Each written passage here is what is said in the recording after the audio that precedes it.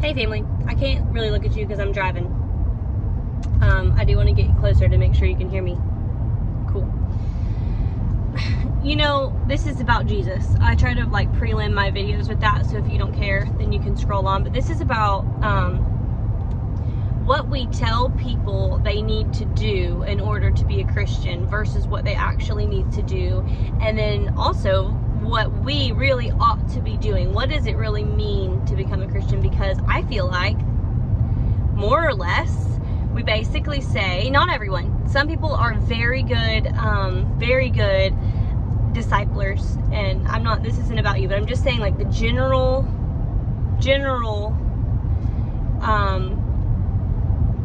consensus would be, we basically tell people to say a little prayer and, you know, tell Jesus that you believe in him, and now go on and live a life and live a good life and make Jesus proud, and I'll catch you on the flip side in heaven. And I dare to say that has little to nothing to do with Jesus. Like almost nothing other than the fact that you used his name. And I say that because so I had a friend come over this week, and I'm not going to use her name because obviously I don't think she'd mind if I did, but like the whole point of my whole life, literally the whole point, is for me to exist, for friends of mine to know that when they have something, when they come to a crossroads, when there's something to do with Jesus, they can get on my phone and I'm going to answer. And for my dear friend to call me and say, hey, do you have a minute? I want to talk about some spiritual stuff, about some Jesus. And I'm like, abso-freaking-lutely, I have a minute. I always have a minute. I'll call you when the baby's napping, so we have a lot of minutes. Come on over. And she literally asked me, where do I start? She had a recent pretty traumatic experience, and the Lord spoke to her, from what I've gathered, for maybe the first time, in a very real way. And homegirl was shook. Like, she's like, okay, I get it. I've always wondered, like, how do people know? I mean, like, you say you know, but how do you know? And she's like, but now I know that you know. Like, when he gets to you, you know. Where do I start? And I'm going to tell you right now that I did not tell her, okay, I want you to say this prayer. You know, all the best decisions in life are made with your eyes closed and your head bowed. So say this prayer and you're saved, and congratulations. She had mentioned a Bible that she had, and I said, okay, I want you to start in John. I really like Colossians. And basically what I said was, go get a grasp of who Jesus is. Go read what he says to people who say they want to follow him. Because it's not easy. And I am not going to give you this prosperity gospel of, yes, like, you're saved now, everything's going to be great. Because even Jesus said, I have nowhere to lay my head. You're basically choosing to follow a homeless man around, and this is going to be hard. It's going to be worth it, but it's going to be hard. So that's what I told her. I said, go and read what Jesus says about himself. And then I'm in Colossians right now. Check Colossians out too, because that book really focuses on how it's really not about us or what we did. We didn't even touch Romans. But like, get into John, get into Colossians about who Jesus is, and how who we are once we accept him is completely dependent on who he is. Go and learn him. I told her John because the four gospels are four accounts of the same story told by four different people, right? So Matthew is the tax collector. He's the numbers guy. You're going to get the real rigid, like, you're going to get the very logistical version. Luke, he's a doctor. You're going to get the genealogies and all of those kinds of details that matter in the living and breathing parts of this. John was his best friend, right? He was the disciple who Jesus loved. This is an account of his dearest friend. Start there. Start with his best friend. Start with everything his best friend could tell you about him. In and out. Start there. So, this morning, it just occurred to me, I'm like, geez, okay, to be fair, don't you judge me. I didn't pray with her at all because I got so excited that I just started saying, okay, here's what we need to do. I should have stopped and prayed. I prayed before and I prayed after, but we did not pray together because I am who I am as a person. Okay, I'll do better at that. But I didn't say, hey, you need to say that this is where you start. You say this prayer. I said, start at learning who Jesus is.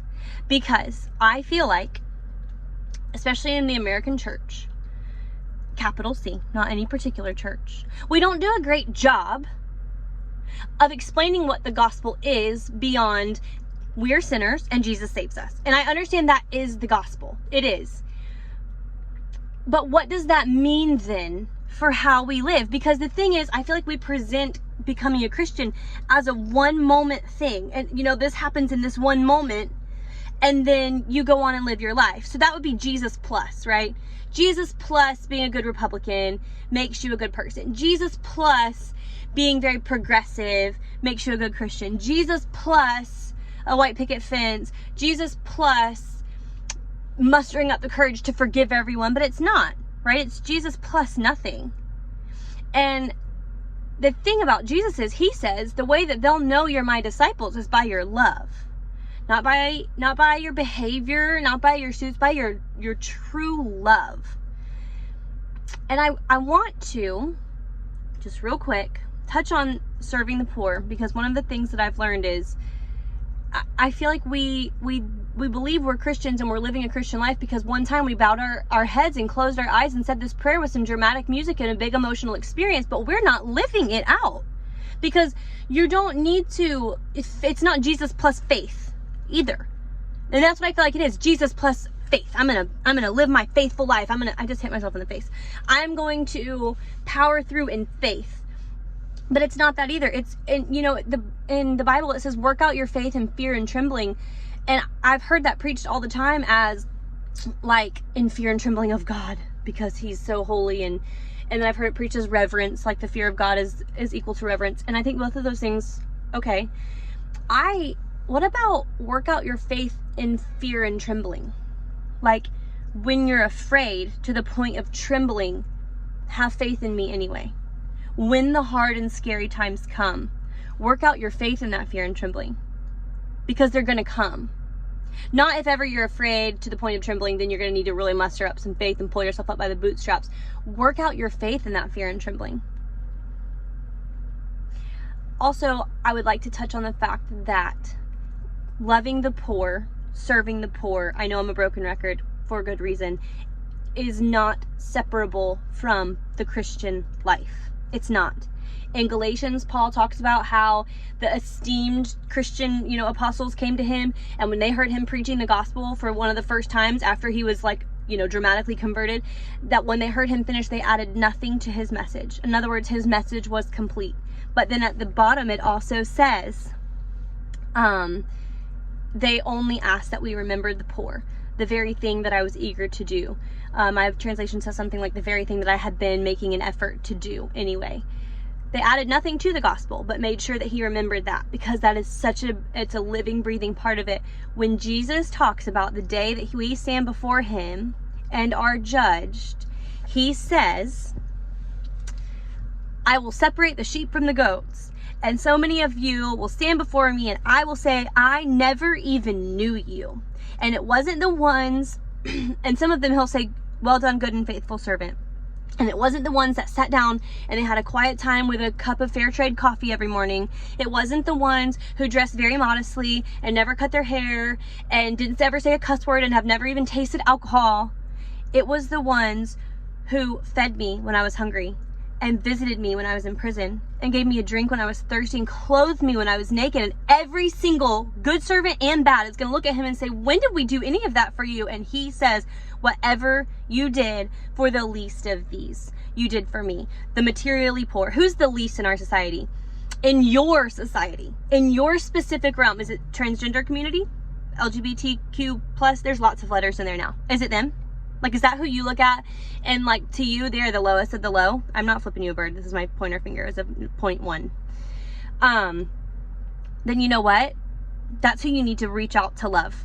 That's who you need to offer a drink of living water to. That's who you need to try to feed and fill up and clothe and protect from the weather of the world.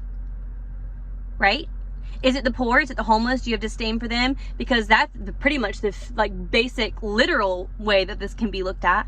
Widows, orphans. Is it the people who are handicapped? Does that bother you? Is it the alien? The people who are migrating here illegally? Haitians?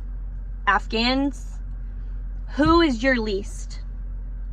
Because Jesus says, whatever you did for them or to them, you did to me or for me.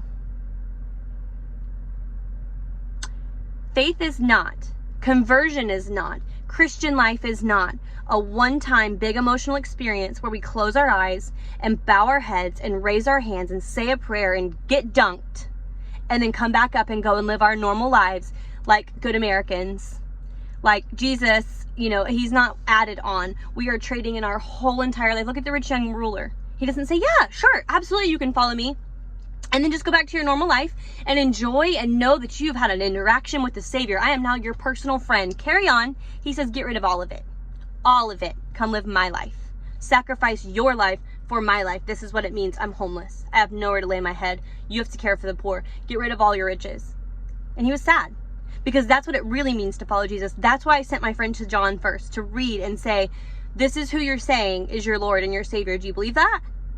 Because this isn't a one-time thing. This isn't a quick thing. This is the rest of your life. You will be working this out for the rest of your life. You're replacing the life you live now to live this life. His disciples, they left their nets. They left everything. Stop what you're doing and follow me. You're no longer a fisherman. You're a fisher of men. So he's replacing one life with another. Always. The only person that he didn't the one person who begged him, please can I come with you because he healed him, was the demoniac and the Gadarenes, and he said, nope, you already have a whole new life. You get to stay here and tell the people here about it who didn't even care if you were healed. Work that out. Abraham, it wasn't this one big moment of faith where he marched up the mountain with Isaac, and what if God hadn't have saved Isaac? Right? What then? Would it have still been God? So it's not just this one moment of God saves us and boom. Do you think Abraham just walked back down the mountain with his son who was knowing what was going on? They were having conversations and went back to life as usual. He was going to kill him. And now for the rest of his life to become the father of our faith, he had to work that out. There was a life before he tried to murder his son for God. That's what it boils down to, before he was willing to. And then there was the life after. Jesus says you have to hate your family, your father, your mother, your children, your job, your everything compared to how much you love me if you're going to follow me. You have to hate that in order to love me.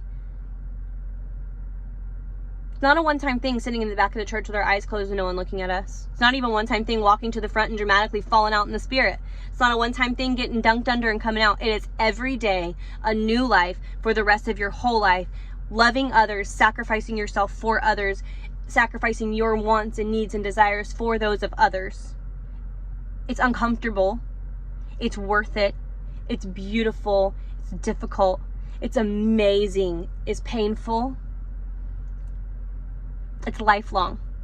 It's not a one-time thing. That's why I didn't pray the sinner's prayer with my friend, which is the most ironic thing. Every prayer ever prayed, ever, except by Jesus, by Mary herself, by the Pope, by y'all's truly, is the sinner's prayer. All have fallen short of the glory of God. All have sinned and fallen short. They're all sinner's prayers. But anyway, I digress. It is not a one-time thing. Make sure that you know that you're trading your whole life. And if not, be at least courageous enough, like the rich young ruler, to be cowardly enough to walk away. Because it's one or the other. And that's what happens when I have time to think. You're welcome.